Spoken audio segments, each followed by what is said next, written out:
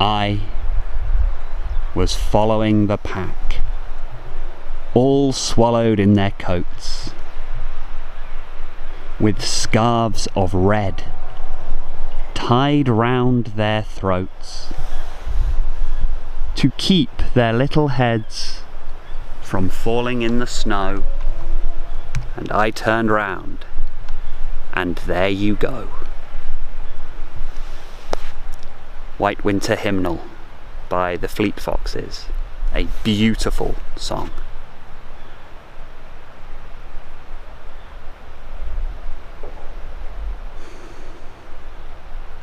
There are many surprising and unintended side effects to awakening.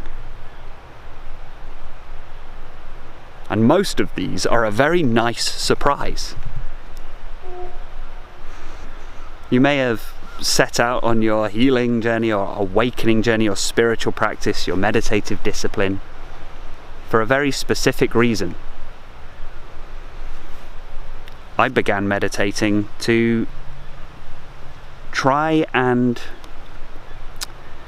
fix my anxiety and depression.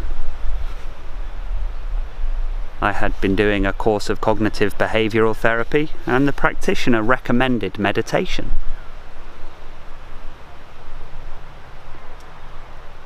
And it's been life-changing. Because it worked!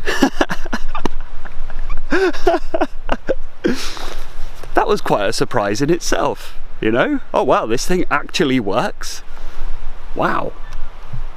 No wonder I fell in love with the practice, right? Finally, something works. But I got into meditation to help alleviate and fix this anxiety.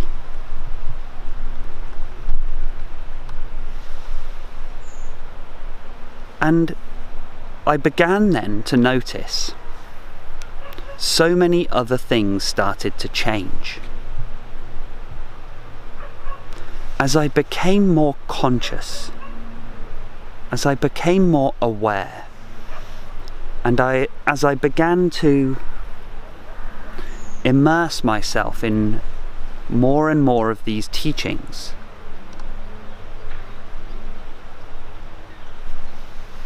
my eyes began to open,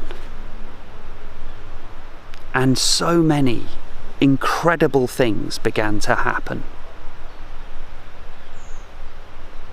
Surprise after surprise after surprise. So I guess the first surprise was, wow, I don't feel anxious anymore. It seems so long ago now. To the point, I almost can't remember what it was like to be locked in that overthinking, constant worry, constant rumination, being unable to access life, being unable to do the things that I really wanted to do. And in time, with this process of discipline, and look, just do this with me now, right? This is so simple, so simple. Just a sense of being in this here and now. Just an awareness of what is. And focusing on the sensations of breathing, just allowing the breath to rise and fall, and being fully immersed in the presence of being, this present moment now. Recognizing there's no future. By the time the future arrives, it's still now. And the past can only exist in our mind as a memory. And memories arise within the now. And I remember those first few moments of just, whoa, of really getting it.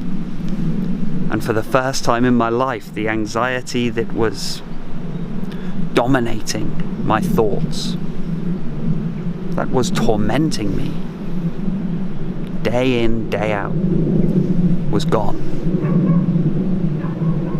Just briefly to start with, just little glimpses, little moments, but you just know it. It's like if there was something very toxic and horrible in your body, you would just know it, and you would just know it when it's not there. You just know, you can just feel it intuitively. And I thought, wow, well, if there's those brief moments of peace, if there's those brief moments without thought, why can't that expand into a more peaceful life? And in time, that peaceful life began to grow and expand, and my conscious awareness increased in capacity to allow all to flow through. So even some anxious thought is still allowed to arise, and it will just come and it will just go. Just a sense of accepting what is. And then beginning to shift perspective to abide as the presence of awareness. So I went from being immersed in pure presence in order to better understand my own thought processes and to get some relief from this anxiety, because how can you be anxious about a future that doesn't exist?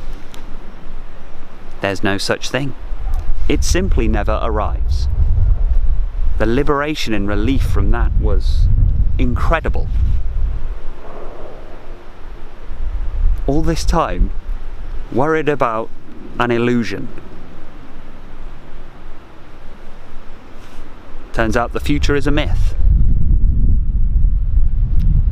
And the entire world is engaged in this mass hysterical delusion, terrified of this imaginary event called the future.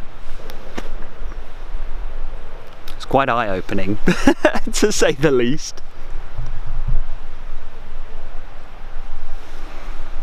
And then from abiding and learning through the introspection, the insights that arise from the meditative practice, the insights, just the knowledge that just rises up, and from beginning to resonate more with these teachings that I was engaging with, I shifted perspective to identify as the awareness of being, rather than the individual temporary body and mind, which in the spiritual terminology we call the ego.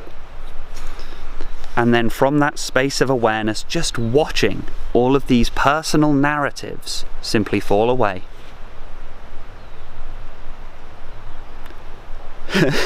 And many people get nervous about that. They don't want to let go of their personal narrative. But that's me. I'm contained within the personal narrative. I don't want to let it go. But me, I couldn't wait to get rid of that thing. Could not wait. Yes, please. Oh, good. That story isn't really me. Right, well. Let's put it in the bin, you know?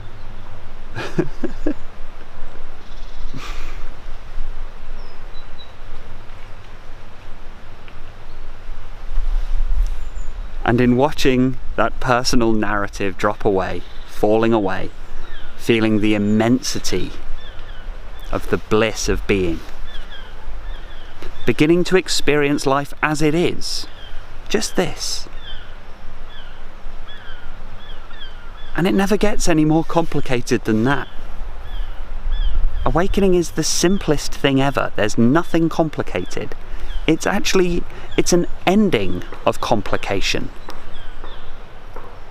It's an end of complexity, because there's no longer this chaotic multitude of different things to understand and wonder how this relates to that and all this, that and the other, that complexity and that need to understand, that need to analyze, that need to interpret, all of that just falls away.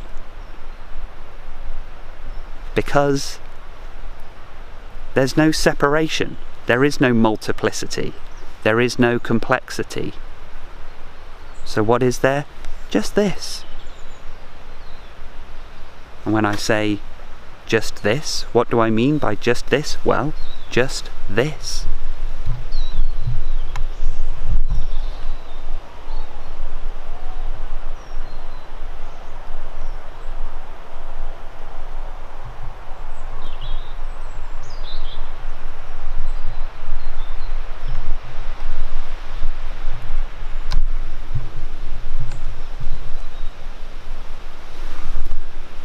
Would any of that be made any better by some scientific understanding?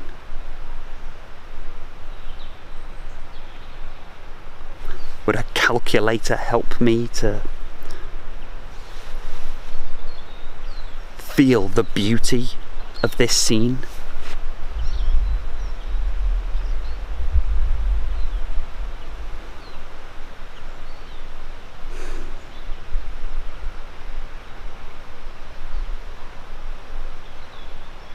Do I need a personal story in order to enjoy this? Does my personal story, does my name, does my history, does my bank account, does my social media page, does my relationships help me to feel the immense bliss and peace of this? No. Do they even need to be here at all?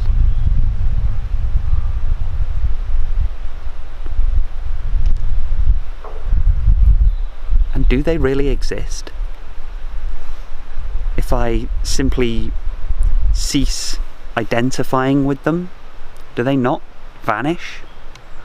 After all, when I go to sleep at night, those things I'm not aware of, and they seem to simply fade from all of manifestation. So, just this. And that is the awakening.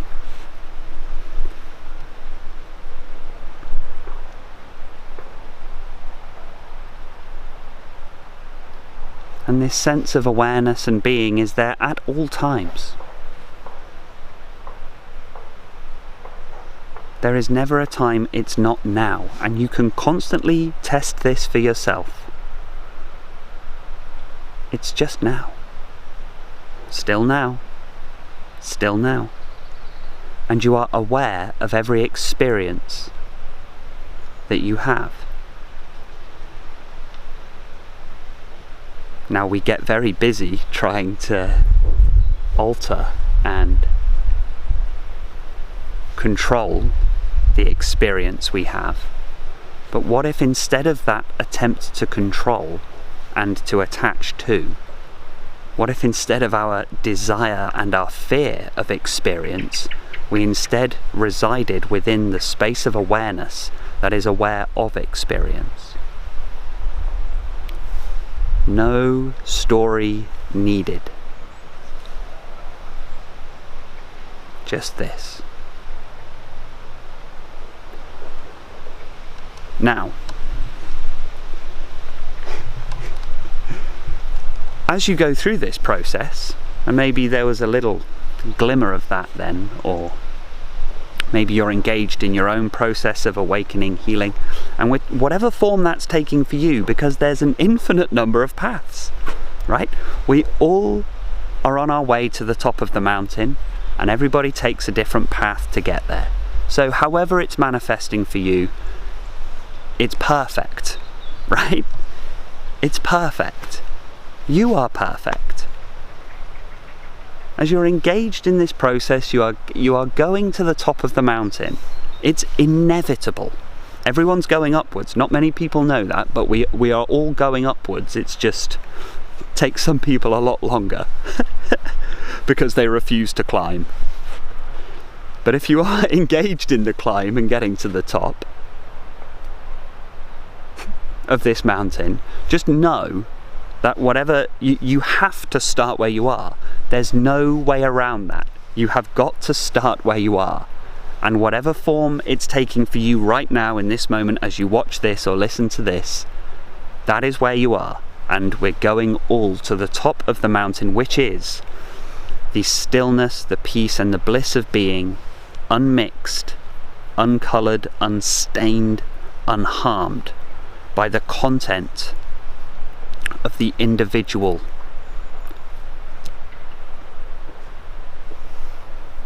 The individual chaos, the individual pain, the individual turmoil. It's just a pure seeing, a clear, open, empty awareness.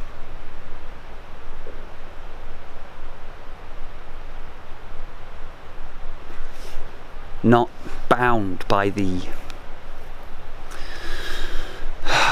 pains of the past, by the hurts of the past, and not darkened by the fear of the future,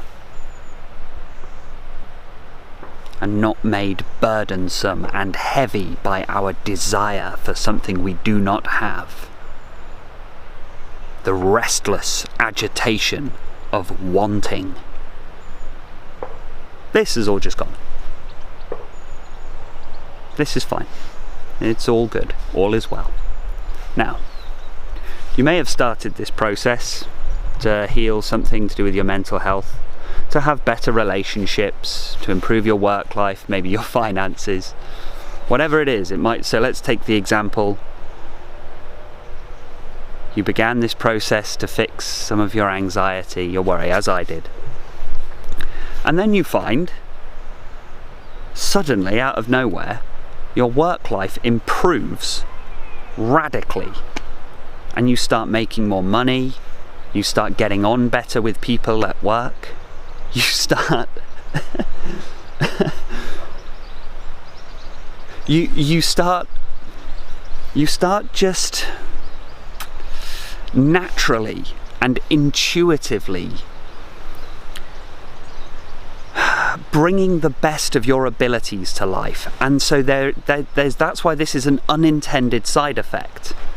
Now you might find if you start meditation because you want to make more money, it won't work. That won't work because that's an egoic desire. But you will find by accident, if you have a sincere, genuine urge to find inner peace and to awaken to the truth of being, all these other things, all these other life problems just seem to sort themselves out. I can't explain it. You might find you suddenly don't have as many money worries because you're just making more at work, because you're bringing the best of your abilities to your work life now. You might find your relationships just somehow improve. You might find a health problem that you've suffered with your entire life and you thought you were stuck with right to the end, all of a sudden that clears up. And even doctors are surprised by this sometimes. How did that happen? What did you do? It's like, I don't really know. Oh, there is that awakening thing. There's that meditation I do. There's that, I'm doing that healing. I'm seeing the counsellor to try and sort of, take a deeper look at things. Oh, do you think that might have something to do with it? Oh yeah, I guess so. Right? Unintended side effects. A nice surprise. But there are other things that we might term an unintended consequence. And that's what I want to talk about today. Wow, that was a long intro, wasn't it?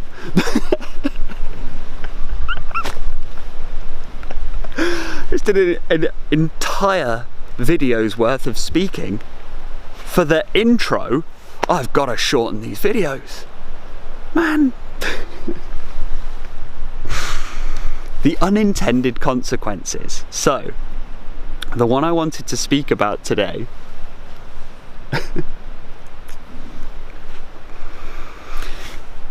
is that when you drop your own ego, when you remove your own personal narrative, you stop buying your own BS, basically. When you apply this to yourself, you unintentionally apply the same to everyone in your life. You no longer buy into other people's personal narrative. Has anyone else found this? That can't be just me. You're not buying it anymore. That's the best way I can think to describe it. And you start to see people as they are, which is a beautiful thing, but it also comes with its fair share of challenges. Is a very safe word to use there. Could use the word strife, chaos, turmoil, conflict. But those aren't very spiritual words, are they? So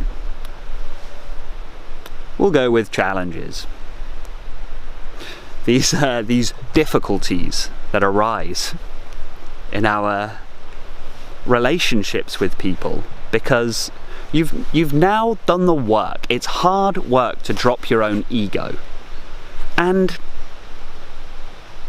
there are so many times on this path, on this journey, as I drop my own ego, that actually it's you have to take this accountability. You have to look back and go, oh, actually, the narrative in my head, so one I had was that my previous employer, I thought they were awful. They were terrible. They were the worst employers ever. I was very disgruntled. And I'd left that employment. And then when I looked back, as I began to awaken and come to a sense of inner peace, and my narratives dropped, I had to look at that situation, that story I've been telling myself, and I went, ew, uh-oh, SpaghettiOs, that was my fault. So this is like a bonus unintended consequence right here. I wasn't planning to speak on this, but this is a very important one, a very powerful one. There are so many things that as you drop your own ego and your narrative, you're like, that was my fault. Oh, bro. And what a feeling that is, right?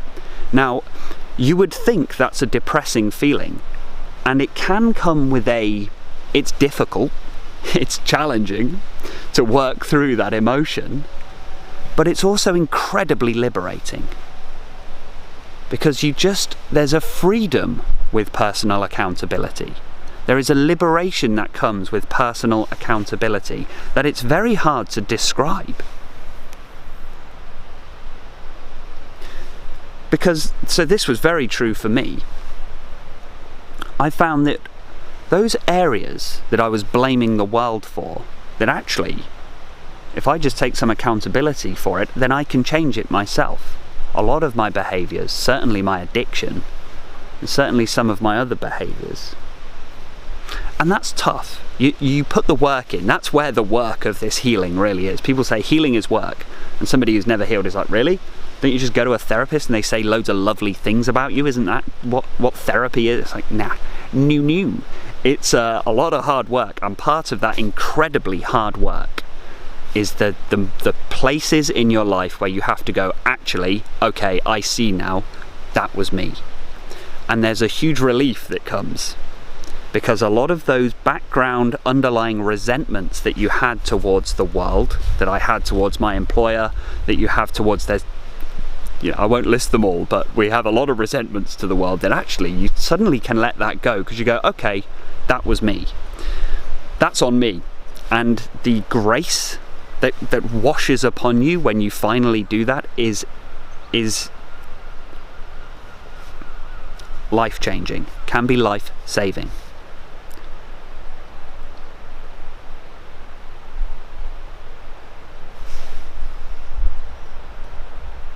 However, the opposite is also true. You also look back at stuff you were blaming yourself for, and you go, wait a minute, that wasn't me. That wasn't on me. There may have been something maybe I don't know, a relationship that ended badly, and you've been carrying around a lot of guilt because all of the blame was placed on you. This isn't from my personal experience, by the way, it's just an example. But you might go, oh, now that the truth is being revealed, now that this awakening is happening and your conscious awareness is becoming so much more acute and accurate, you go, actually that wasn't my fault. Oh, right.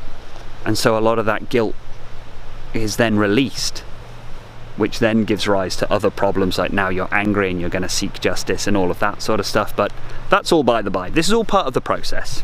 The point is, it's hard work dropping your ego, and it's hard work to stop buying into your own BS. But when it actually happens, you then stop buying into other people's BS. And you start to go, hang on a minute. Like, you know those people at work, or those people that you're aware of, that everyone's like, oh yeah, they're amazing. And they think they're amazing as well. They walk around like, yeah, I'm the big I am. I'm the best. I'm awesome. I'm the best. Let's use the example at work, and they're like, yeah, I am the best. I'm the best chef in this kitchen. I've never worked as a chef, but just as an example, so you work in a kitchen, and there's just this guy has a reputation as just the best chef around. And he's always giving it the big one about how amazing his chef skills are, and he used to work at a 3-star Michelin restaurant, and you know, he's just incredible. And you bought into this because you were still ego identified yourself. And because the ego is desperate to belong, the ego is needy and needs the approval, and it needs to belong to the group of other egos in order to perpetuate its own existence. It buys into this narrative too. It just buys into the common stock of story. It buys into the microculture of that group. Egos love to do this. Egos are essentially almost parasitical. I know that's a very intense way of putting it, but it's true. They want to get in there, and so they buy into it too. But then, spaghettios, you drop your own ego and no longer need to conform to the group narrative, and you go, hang on a minute, this guy's cooking is average at best, and hang on, if they're so amazing and they used to have 3 Michelin stars, why are you working in Wetherspoons in the kitchen?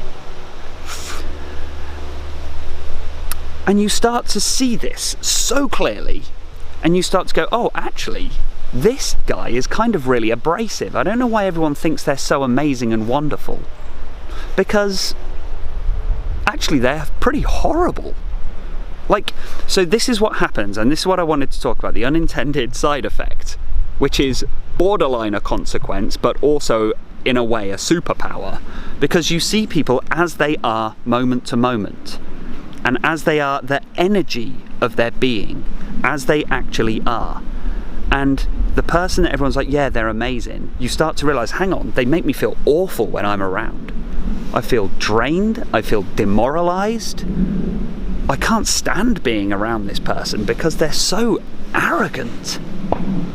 And why are they giving it that? If you're so amazing at cooking, well, like, why do you need to talk about it so much?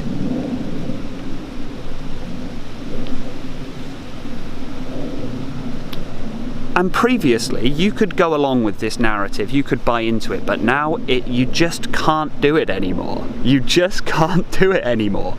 It becomes amusing. It does become like, oh wow, but it's also so uncomfortable, you have to find ways to manage that. You have to find a way to, you're like, whoa, like, I need to work in a different area of the kitchen, I cannot stand next to this guy. Or perhaps even, I need to find a different job. These are just examples. Now, I think we can all relate to, we all know that, you know, the person who comes into work every day and gives it the big one, gives it the big I am, that arrogance. I actually think as a culture we're getting a lot better at seeing that now. We have a natural recognition of that seems to be flowering. But this also comes in lots of other ways. You know, the people who are all like, everyone thinks they're lovely, everyone thinks they're so kind and they're so wonderful because they're just so sweet. They're just so lovely, so nice. And you can't really place why, but all of it, you used to go along with this narrative, but then all of a sudden you start going, hang on. that same effect of, hang on, the energy of this is a bit off. They're too nice. They're too nice. There's something too overt about this. They're always bringing gifts. They're always bringing cakes or something like every day. You know, every day. And they're relentlessly complimenting everyone. And you start to notice this feeling inside you as you've awakened or healed or whatever, as your consciousness has increased, you have a much deeper understanding of your inner world. You have a much deeper connection with your own natural intuition. You have a deeper connection with your body and how energy is felt within your body. And when that particular person is around, you sort of, something doesn't feel right. It just feels icky. This person gives me the ick. And you start to realize, now that you're observing moment to moment the actual behaviors of this person, not the narrative. This is the crucial thing. There is no longer this narrative above their head of amazing, wonderful person. That's disappeared. You're not buying into it anymore. You've tore the poster down. You're not watching the trailer. You're done with that story. Not invested in the story. I'm interested in who you are today. This is the power that starts to build. You're no longer manipulated by this narrative. You are only interested in the energy that somebody is presenting today. And you go, wow, that person who everyone thinks is lovely, when I speak to them one-on-one, they don't have a nice word to say about anyone. Behind people's backs, that person is awful. Awful. Always running people down, always spreading rumours, always being manipulative, sneaky, underhanded, trying to control and manipulate and puppeteer the social substratum of the workplace or social group. To your face, nice as pie. Oh, you're amazing, you're wonderful, oh, how lovely. Everyone should be kind. Be kind, be kind, be kind. Yeah, oh yeah, wow, what a wonderful, compassionate person you are. But hang on, if you're so wonderful and lovely and compassionate, why are you always nasty about people behind their back? You don't have a nice word to say about anyone. And you start to feel this incredibly negative energy that they have stored within them. You can feel it, you can sense it. I know that sounds a little bit woo-woo and it sounds a little bit drinking the Kool-Aid, but it's true. It's like an empathic telepathy. That sounds too magical. We could say in scientific terms your nervous system is now becoming more sensitive to receiving the signals that previously you may have been unconscious of, previously you were unaware of, but now you're seeing these signals and red flags that you just weren't seeing before. They were always there. So as your own ego drops, you're no longer buying your own BS, you're not going to buy anyone else's either. And so this means certain people are going to start dropping away from your life. It just does. That's the unintended consequence that I wanted to talk about. Your circle will get a lot smaller, but it will get a lot more healthy, loving, kind, genuine. Something that human beings need, that so few of us get, is authentic, genuine, loving connection. And it is so rare in this modern world because these are all egos interacting with egos. These are all narratives interacting with narratives. and people go their whole lives in this fake melodrama that seems on some level to tick boxes, but on a deeper level there is a horrifying absence of real love.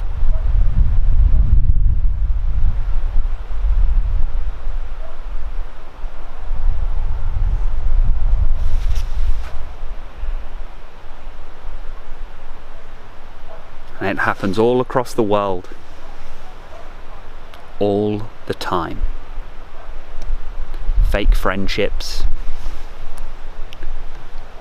fake marriages, entire fake families, eating fake food, watching fake television,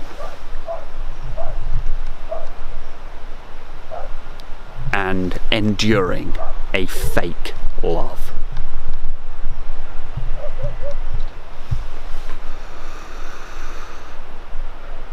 And you begin to see this so clearly. And although this does create those challenges, as you have to then you start organizing your life in a way that is going to support your new understanding.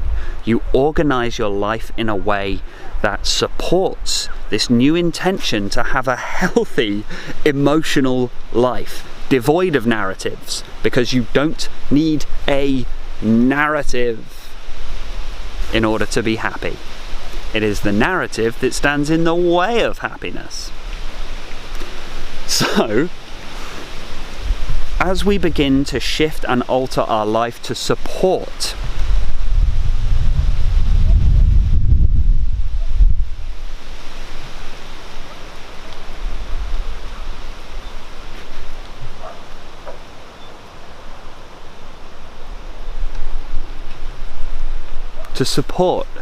our intention to live from this place of peace, to live from this place of love,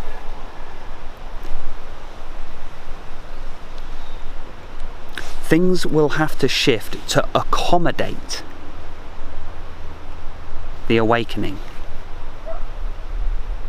And you have so much more confidence to do this. And where does this confidence come from? Why is it that upon awakening, upon healing, you suddenly have a newfound energy and confidence that previously you could only dream of? Well, it comes as quite a surprise that actually the love that you were seeking all along is the very essence of your being. And you can abide in presence, fully immersed in a total unconditional love that never leaves you. The very same feeling of unconditional love that you get when you're cuddling in bed with your lover and you're still in that 2-week honeymoon period. And you feel that warmth, that security, that comfort, that feeling everything is okay, I feel emotionally safe now. Suddenly you can feel that without anyone around. And you recognize, that when I was lying in bed with that person, what was actually happening is that I was reminded of my sense of completeness. I was connected, I felt whole, I felt fulfilled. So upon the recognition that you're always connected and completed and fulfilled, it's just we kind of forget because we get too identified with our mind. You go, you start saying, well, so what's all this rush about? What's the hurry? What's the hurry to get married?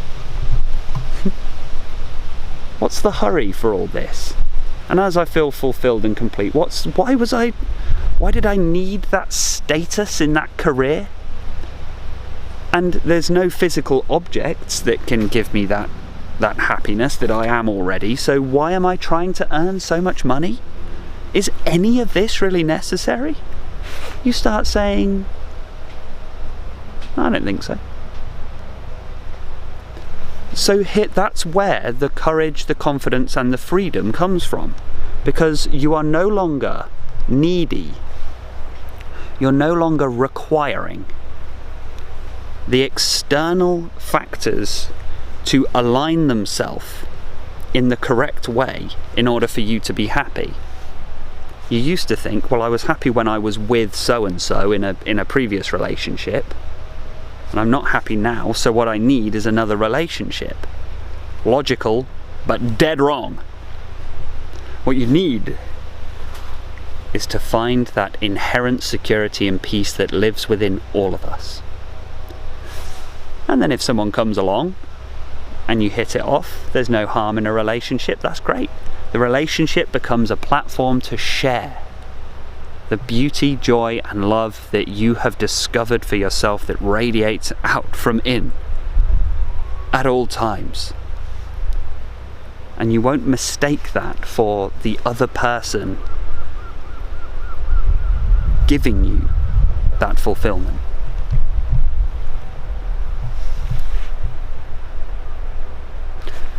Which means you are far less susceptible to manipulation, because there are many people who have ulterior motives and agendas. They got plans for you. And if they can sense that you're needy, if they can sense you have the vulnerable fragility,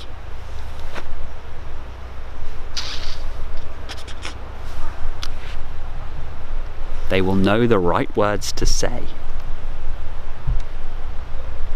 They will know the right things to do to get you hooked on the product.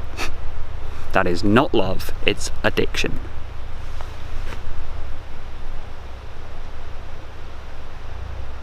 And as we're on the subject, let's speak about love, shall we?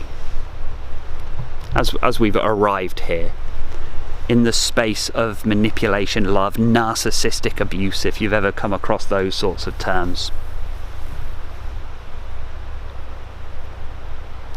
Love is expressed as a behaviour.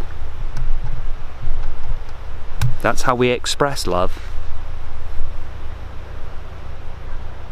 Love is inherent to all beings, but it is expressed through our words and our actions. And if somebody is subjecting you to unloving behaviour, they do not love you. Sounds kind of obvious when I say it like that. But so many people miss this. Let's take a look at loving behaviour. Love wants you to be happy. Love wants you to be healthy. Love wants you to be independent. Love wants you to be confident in yourself. Love doesn't want you to be filled with self-doubt. Love wants to see you grow into the person you are destined to become. Love wants you to be well. Love will motivate you and encourage you. Love supports and looks out for you. Love has your back. Those are the qualities of love. Those are the behaviours of love. And now we compare those behaviours to the behaviours that you are being shown by these people that supposedly love you. And if you're seeing things with true clarity, true confidence, true courage, if you have the courage to see the reality of the situation, you are taking people as they are, moment by moment, day by day, and observing their behaviours without delusion, without trying to delude yourself into seeing something that isn't there, or to not seeing something that is there. You see it and you go, wait a minute, this person invalidates me, this person puts me down, this person belittles me, this person makes me feel bad about myself, this person discourages me, this person demotivates me, this person doesn't want me to succeed, this person doesn't want me to be independent, this person wants me to be nearby at all times to support them. Hang on, do you see something isn't right about this picture? It seems so obvious. Sometimes I feel like I need to say, I'm not trying to be patronising because this is so obvious, but it's worth taking a look at your current situation. Always double check, and you might go, dang, not again. Because, as I say, when the ego drops,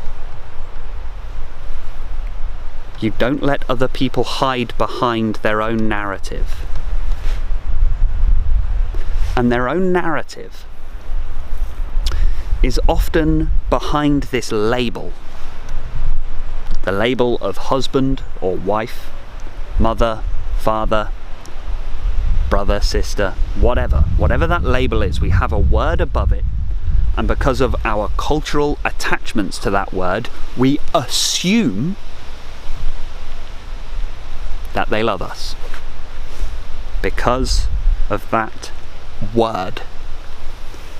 Well, this is my father, he must love me, because that's, that's what you were taught.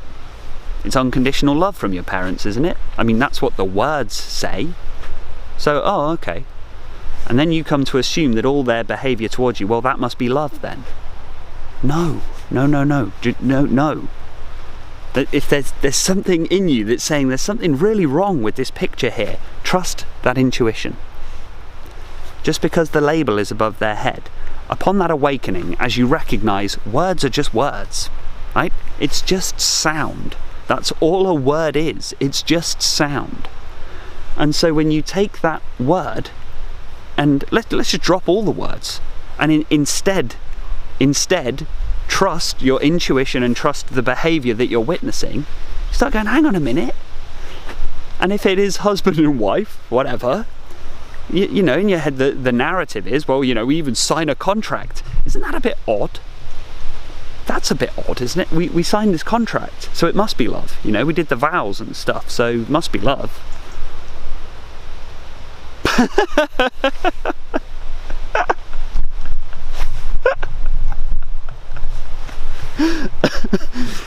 Oh, yeah. Well, if you've signed a contract, yeah. Oh, well, why didn't you say so? Yeah. Oh, you're free to treat each other however you want then. As long as you signed a contract, then it must be love. Doesn't work like that. And so upon the awakening, sometimes you see things that you just did not see before. You're no longer buying into other people's narratives. You become unmanipulatable, if that's a word. If it wasn't, it is now. You become unmanipulatable. And that can be the greatest blessing, and it can also have consequences, as your life must shift. And I would say, do it. I think sometimes in the spiritual circles there's a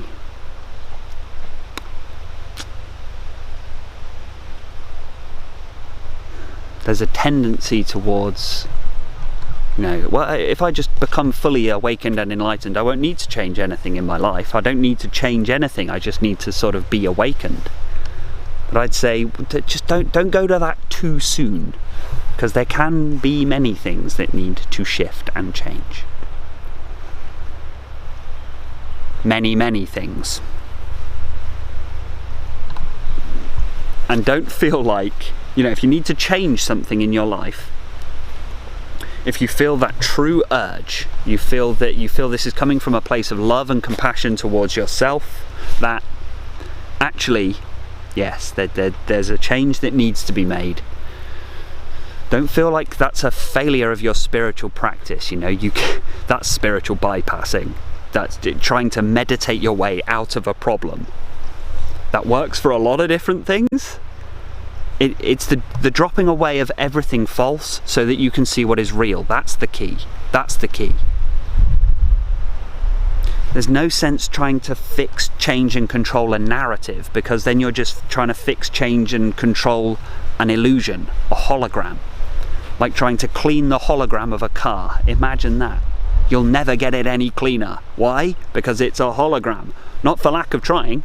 You could spend hours and hours and hours trying to clean a hologram. Good luck. Nobody could doubt the work you're putting in. Like, wow. He's working real hard trying to clean that hologram of a car. Has anyone told him it's a hologram? It's not real? He'll never get it any cleaner? That's what's happening half the time. When people are trying to improve their life, they're trying to improve something that doesn't actually exist, which is our illusory narrative. It's looking in the wrong direction. If instead of that, forget the car, forget the hologram, right? And just what is real, you will find the adjustments that need to be made aren't actually that major. It could just be a slight shift in your living situation, maybe a change in your work. You might just switch career slightly. It doesn't need to be radical and massive. And your health problems might be a lot more simple than you thought they were. Like these are the sorts of shifts that we can change. Like for me, it was quite eye-opening when I was like, right, how am I gonna lose this weight? You know, I'm type 2 obese. I need to sort this out. And I was like, well, if I run every day and you know, eat healthy whole foods rather than processed foods and less sugar, then maybe that'll work. And it did. And I was like, oh yeah. That's not rocket science, but it's the awakening that facilitates that because of the natural courage and confidence that arises from it. The simplicity of reorganizing your life is just these shifts and changes, adjustments that need to be made, and presto, bingo, there you go, secret to happiness. You're welcome.